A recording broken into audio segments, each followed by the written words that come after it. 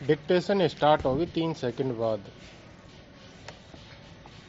महोदय, हिंदी चिरकाल से ऐसी भाषा रही है जिसने शब्दों का उनके विभिन्न देश अथवा भाषा में उद्गम होने के कारण बहिष्कार नहीं किया।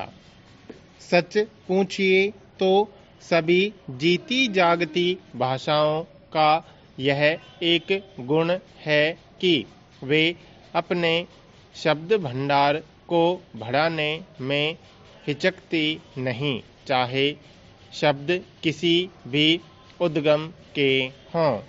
उन पर अन्य भाषाओं का प्रभाव पड़े बिना नहीं रह सकता, क्योंकि सभी जीती जागती भाषाओं में आदान प्रदान होता ही रहता है।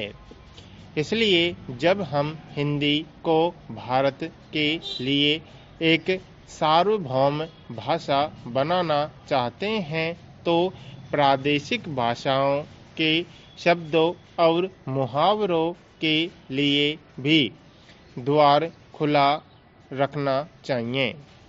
मैंने ऐसे कई लोगों के लेख देखे हैं जो हिंदी भाषी नहीं हैं और जिन्होंने हिंदी का अभ्यास राष्ट्रीय कामों के लिए ही किया है। उनके लेखों में कुछ ऐसे शब्द और मुहावरे देखने में आए हैं जो अर्थ तो स्पष्ट कर देते हैं, पर आधुनिक हिंदी में प्रचलित नहीं हैं।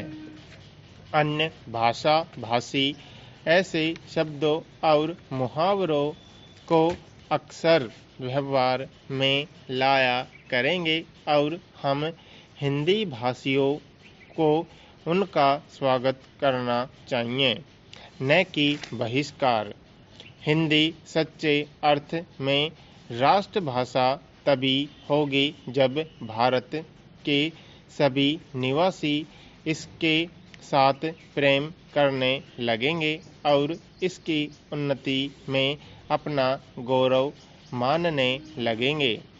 यह भावना तभी उत्पन्न और परिपुष्ट हो सकती है जब वे यह समझने लगें कि हिंदी में कुछ उनकी भी अपनी देन है और हिंदी पर उनका भी कुछ अधिकार है।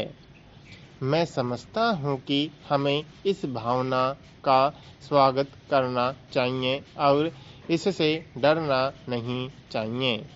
मैं तो यह भी मानता हूँ कि कहीं-कहीं हमारे व्याकरण पर भी हिंदी भाषियों का प्रभाव पड़ेगा और हमको उससे भी नहीं डरना चाहिए।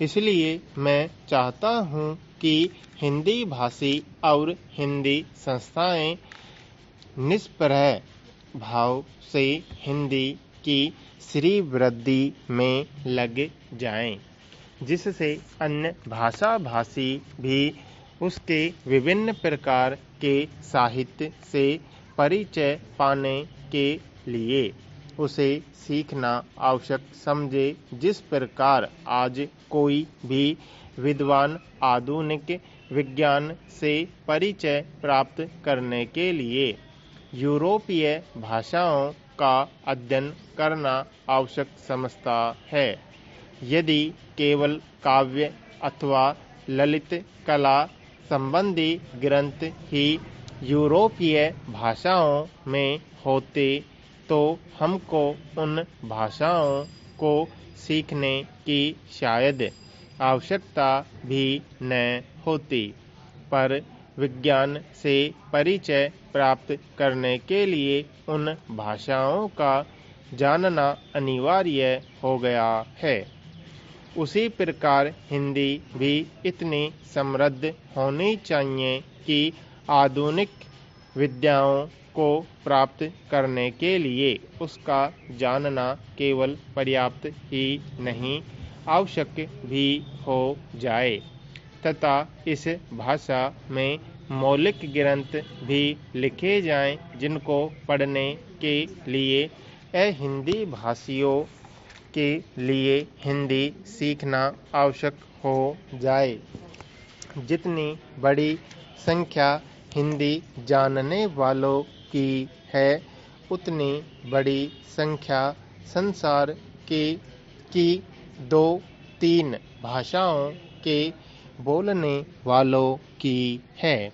इसलिए यदि इतने लोगों में यह भावना उत्पन्न हो जाए कि वे हिंदी को संसार की भाषाओं में समुचित स्थान उपलब्ध कराना चाहते हैं, तो हिंदी का गौरव बढ़ेगा।